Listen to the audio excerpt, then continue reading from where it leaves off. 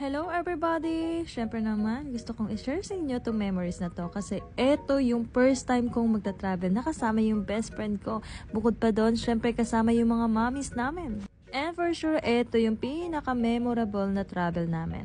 O diba, kitang-kita naman kung gaano kami kasaya. Dahil lahat kami first time lang sa lugar nito. At hindi talaga mawawala yung aberya. Sa unang araw pa lang namin, dami na nangyari. And ayoko nang i-share sa inyo, syempre ayoko ma-stress rin kayo.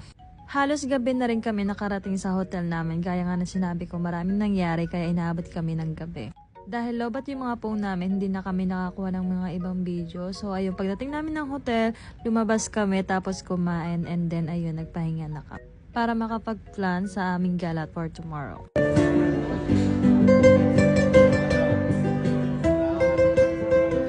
Eto na yung pangalawang araw. So pagkagising namin, ayan, nakita ko yung bata naglalaro ng ulan.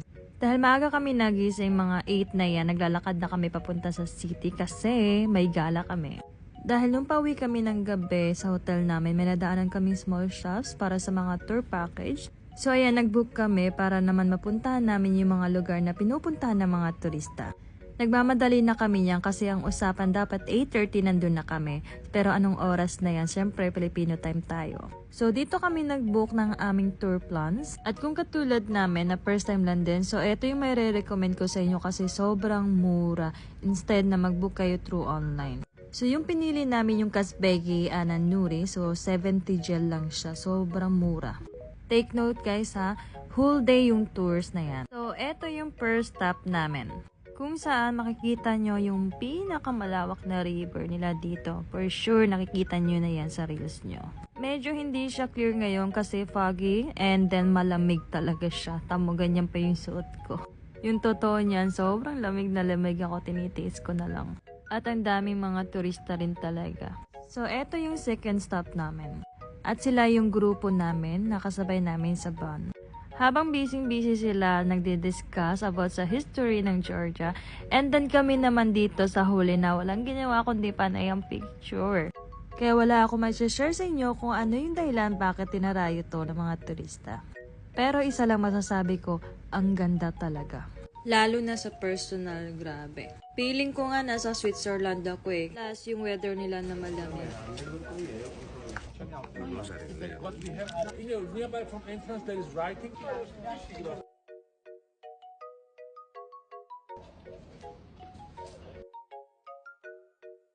Tuwang-tuwa ako nung makita ko to, sabi ko para ako nasa Italy. At eto naman si mama kung maka-emote kala mo na sa Korean drama. So eto yung third stop namin, syempre ang kainan. Dahil tanghali na, so eto na yung lunchtime namin. Kung saan matitikman namin yung local food nila. Etong restaurant na to, sobrang layo na to sa Kabiasnan. So, ayan ang ganda ng view. Sobra ako na-amaze. Feeling ko talaga na sa Switzerland ako. At ito yung view ng restaurant, yung river. Ang ganda. So, eto, namimili na kami ng kakainin namin. And then, nag-ask kami sa tour guide namin kung ano yung pinaka-the best and famous na pagkain nila dito. At ito yung nirecommend nila, yung parang dumpling sa atin. Pero iba yung tawag nila dito. So, ang laman nito is yung mushroom. Para sa akin, wala siyang pinagkaiba sa ibang dumplings. Almost same lang naman sila ng lasa. So, ang nagkakaiba lang talaga yung laman sa loob. Iba't ibang klase naman. Meron silang meat, may chicken. So, ang in-order ko ngayon yung mushroom para naman maiba sa lasa ko. So, eto yung mga in-order namin. And pagkatapos namin kumain, so meron rin silang wine tasting. And nangunguna akong pumasok dyan kasi excited ako matikman yung local alak nila. Kasi lagi ko naririnig sa mga crew na ang sarap daw ng mga alak nila dito. And yes, ang mumura ng mga alak rin dito. At sinasabi nila kung saan at paano ginawa tong wine na ito. Bigyan mo ko daw. You'll drink wine, mama. Parang tuba. Parang tuba.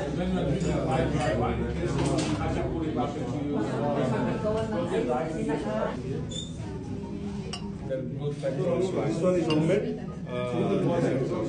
Which one is homemade? Which one is homemade? Homemade. Cheers. And papunta na kami niyan sa aming susunod na destination. Dito sa Casbegi Ananuri. So, eto yon. Kung saan aakyat kami sa pinakamataas na bundok nila dito.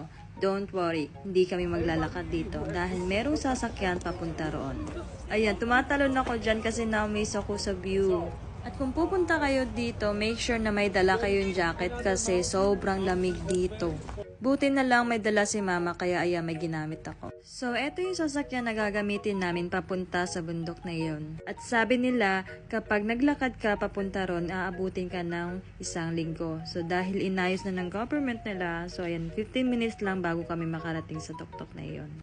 Kung nature lover ka, for sure ma-appreciate mo yung view na to. At kung hindi, sige wag na. Lalong maganda dito lalo kapag snow time. Kasi yung nakikita niyong mountain sa likod yan, halos lahat yan magiging yellow. So ayan, nung nakita namin to, ayan, nagtakbuhan kami, tuwan-tuwa kami dyan na para kaming bata. And sobra ako natuwa kasi sobrang nag-enjoy talaga yung best friend ko. So masasabi ko talaga na sulit tong bakasyong ito. So ayan, panin na lang kami tawa, kwentuhan. Mga kasama namin, hindi na namin alam kung nasa na napunta. Lagi na lang kami napag-iiwanan kasi wala kami ginawa kundi mag-picture. Nagsosulo na lang kami. Palayo kayo ng palayo. Dahil ayaw ng kapatid ko magpahawak ng kamay, so ayan, ang ginawa niya, hinila niya ako pababa.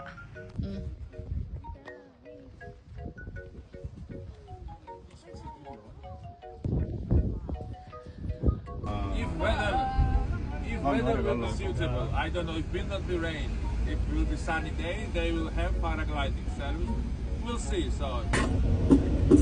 Yeah.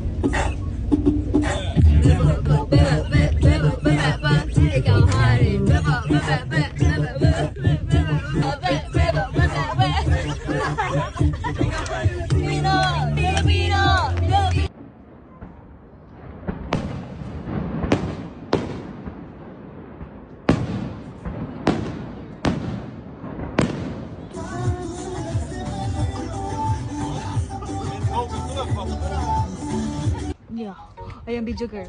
1, 2.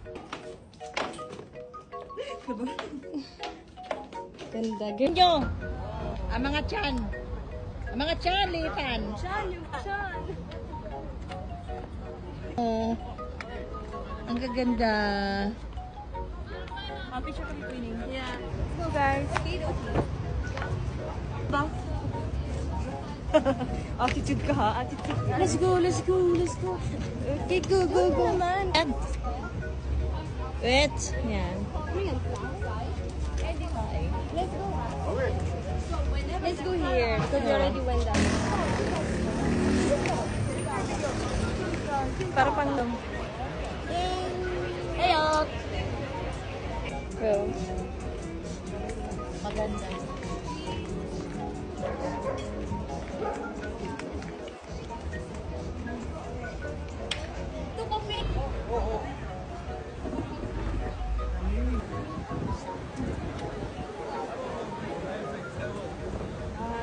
Kaya pala. Hi, friends! 3시 봐야지. 이거. I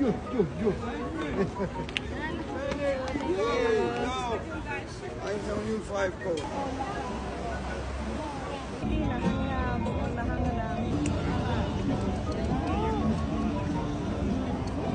Parang driver. Ayan. Hindi ikaw. Ay, si Papa Robert.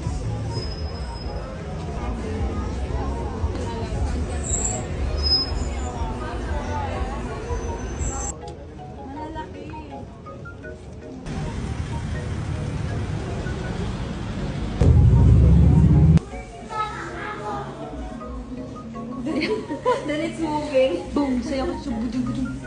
Yeah.